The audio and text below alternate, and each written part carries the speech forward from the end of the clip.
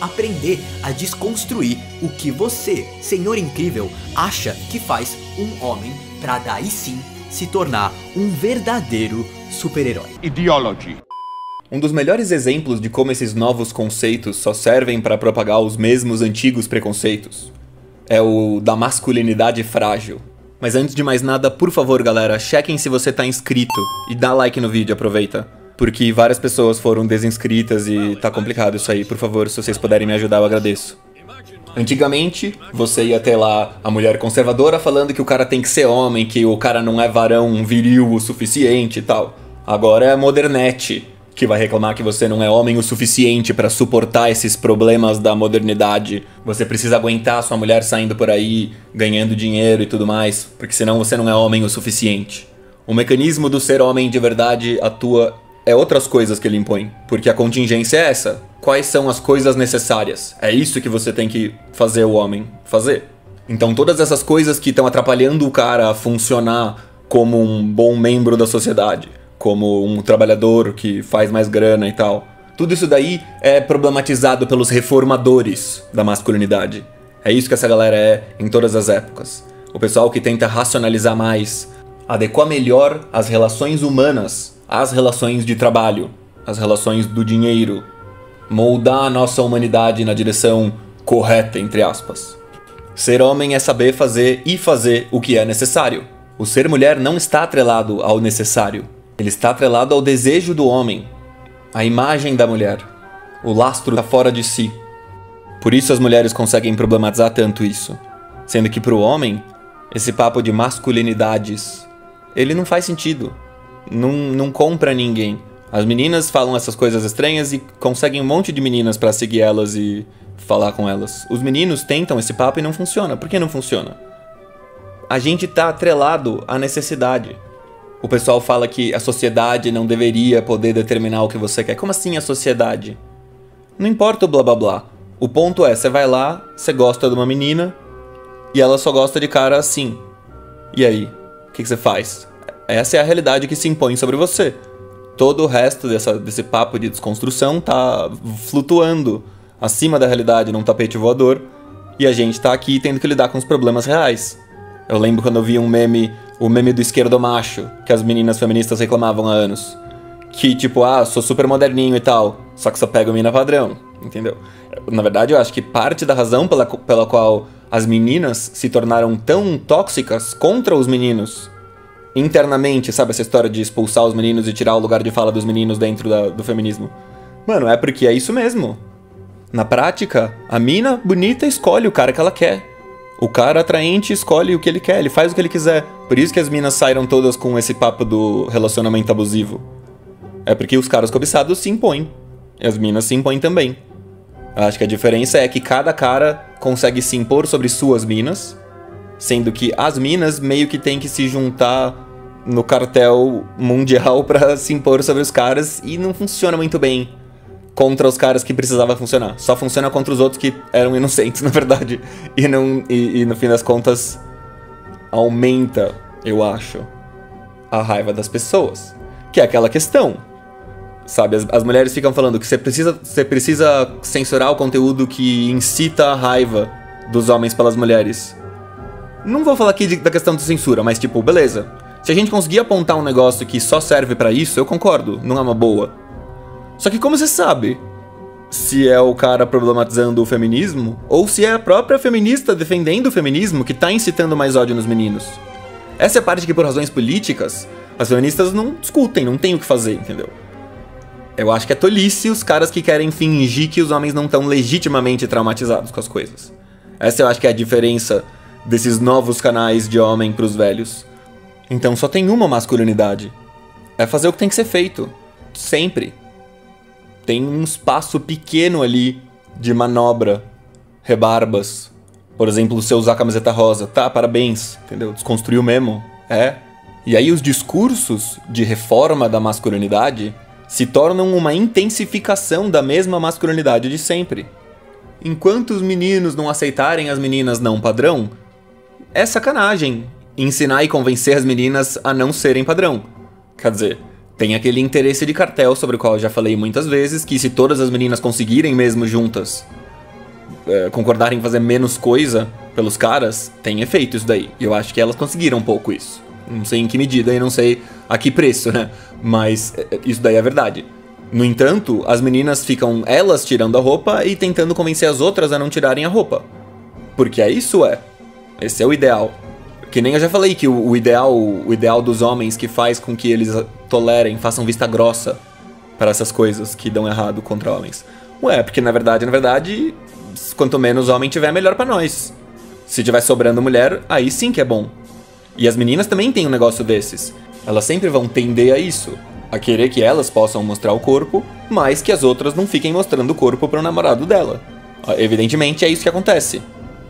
E aí você tem toda a problematização das meninas sobre objetificação, que só serve pra justificar exatamente esse ato, e pra mostrar como elas próprias são escravas dessa dicotomia que elas denunciam, sujeito-objeto. Elas estão reclamando pra gente que a gente não fez delas sujeito. Não é assim que funciona, minha filha. Você se sujeitifica, você não pode reclamar pra gente e a gente miraculosamente dá isso pra você. No fim das contas, os papos modernos vão servir pra mulher fazer mulherzice e homem fazer homice. Não tem outro jeito, não tem como dar em outra coisa. E é aí a parte que vocês têm que vestir o chapéu de alumínio. Mas, mano, eu realmente me preocupo quando chega um monte de organização gringa com um papo de que é pra gente ser menos homem.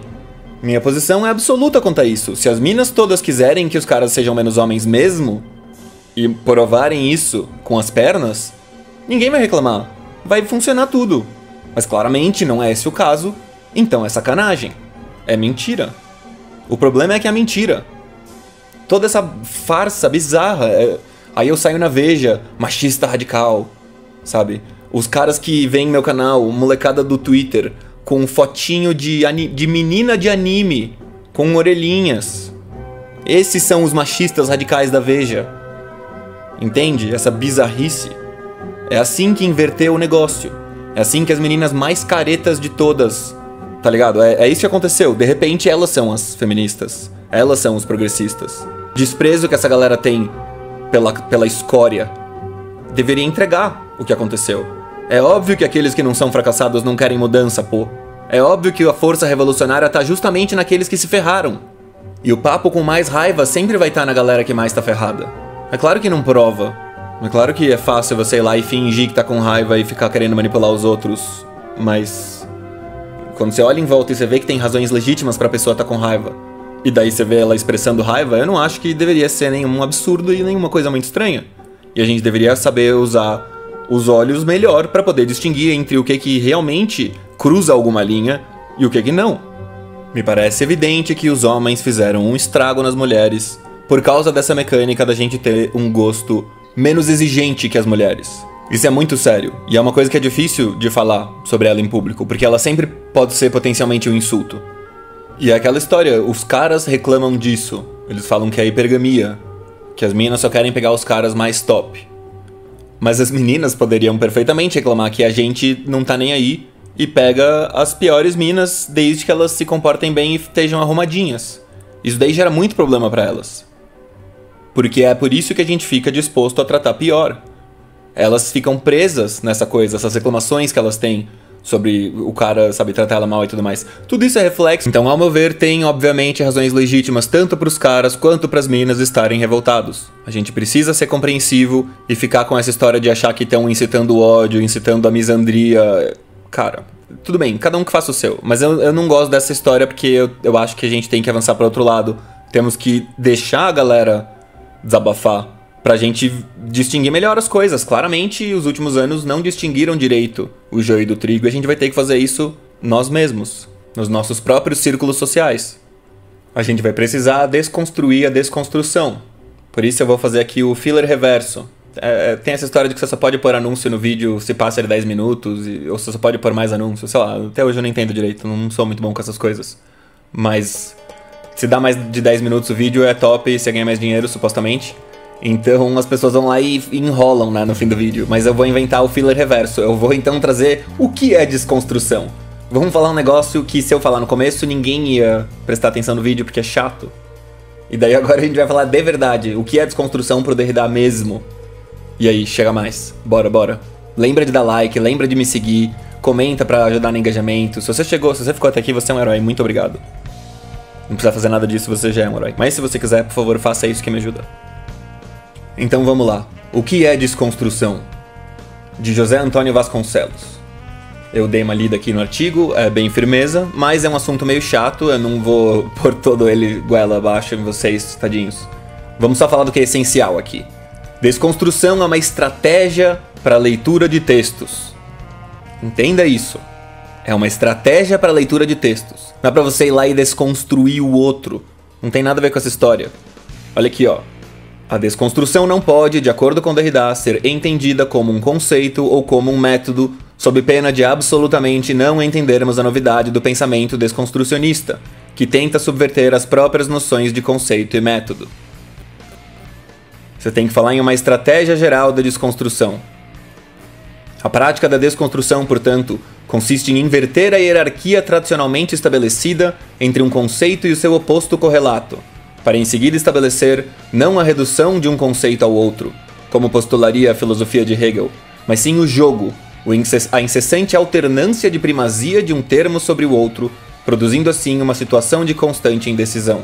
Você tá entendendo o que eu faço com essa história de machismo e feminismo? Não existe princípio, fundamento ou conceito que seja anterior ou esteja fora do jogo de diferenças que operam em qualquer discurso.